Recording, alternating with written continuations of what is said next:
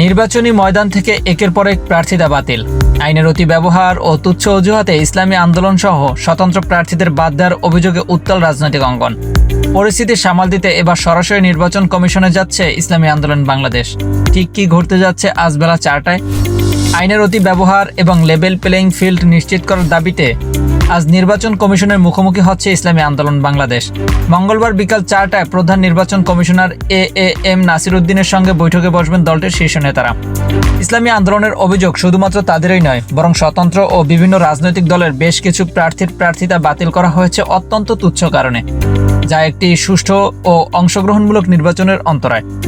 দলের যুগ্ম মহাসচিব ও মুখপাত্র মাওলানা গাজী আতাউর রহমানের নেতৃত্বে 5 সদস্যের একটি শক্তিশালী প্রতিনিধি দল এই বৈঠকে অংশ নেবেন। এই দলে আরও থাকছেন দলের আরেক হেভিওয়েট নেতা অধ্যক্ষ মাওলানা শেখ ফজলে বারী মাসুদ। বৈঠকে মূল আলোচনার বিষয়গুলো হতে পারে অযৌক্তিক কারণে প্রার্থিতা বাতিলের ব্যাখ্যা চাওয়া, সকল দলের জন্য সমান সুযোগ বা লেভেল প্লেইং ফিল্ড নিশ্চিত করা এবং নির্বাচনের সামগ্রিক পরিবেশ নিয়ে দলের উদ্বেগ প্রকাশ।